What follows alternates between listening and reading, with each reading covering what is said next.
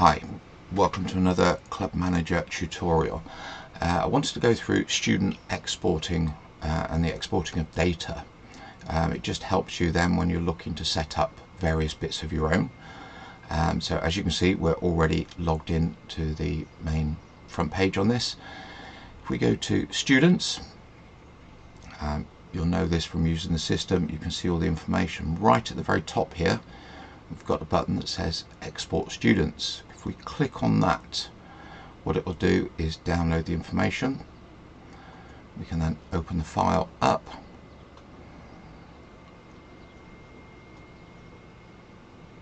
and this is the data we get. Let's just make that fit in a little bit better. Right, now there's always the question, we get everything all the way through. As you can see where we've been using test data, there's not a lot going on here.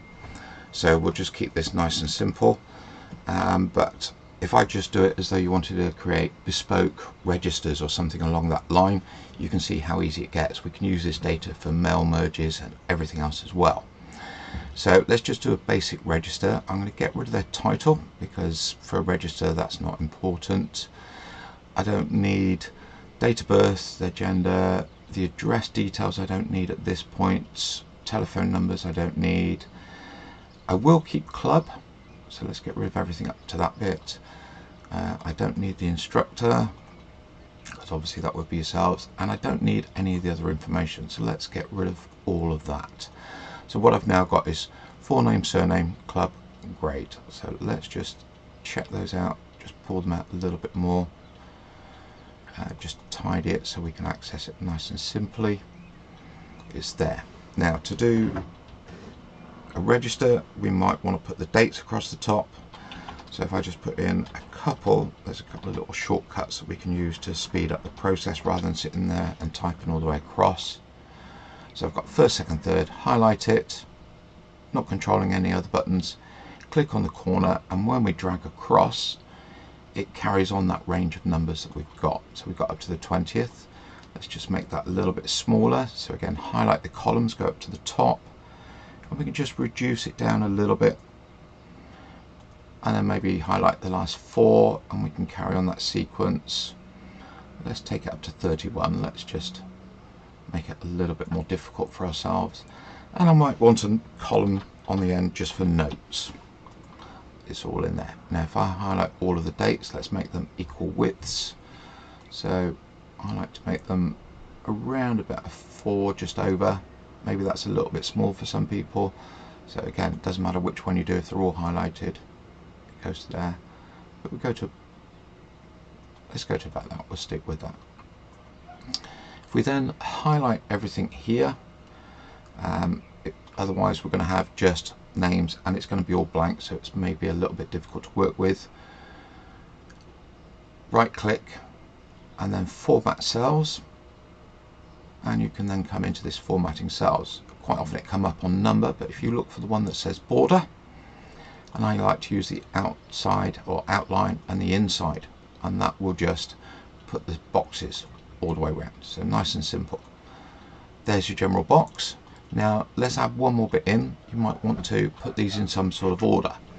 So highlight everything, just click in the top corner, and that highlights everything. You'll see it go grey.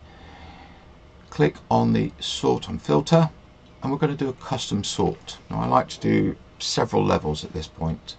First of all, my data has headers. That's all these bits across the top. So forename, surname, club, grade. So we tick on that, it becomes unhighlighted, and then when we're working through, we have all these options. I like to go club first because you want to group them together by club.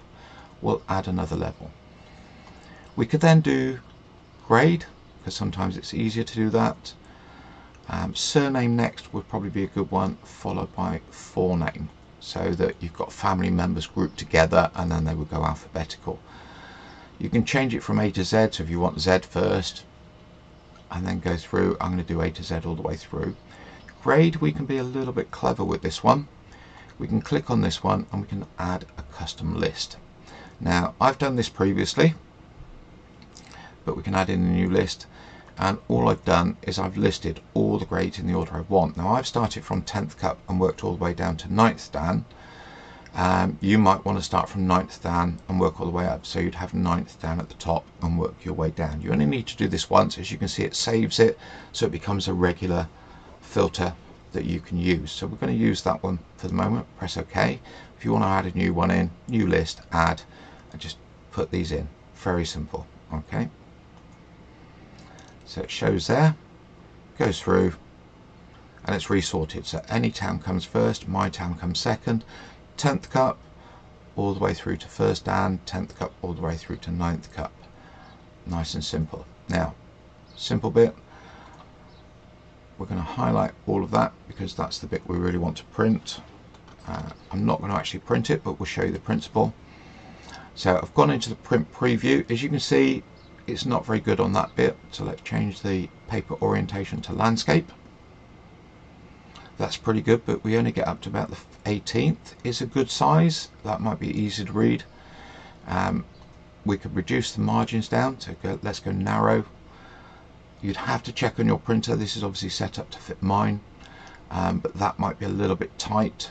But again, we've got up to the 20th, so we've got an extra 2 columns. There is another bit. If we go into where it says no scaling, fit all columns on one page, and that is now added absolutely everything across. Now this is done with 31 days. If you know that you've got a lesson every other day, the first option will be absolutely fine. So if you just work out when your lessons are, that will be fine. Hit print, and there is your own personalized register set up for you however you want to do it. If you want to make these a little bit bigger, you could just highlight the rows and stretch them that way, and that just makes each box that little bit bigger. That might be easier for writing in notes. You might want to make a little bit bigger. Whatever you want to do, just personalize it all the way through. Hope that helps on the student export and starting to create some personal information and forms that might help yourself. Thanks a lot.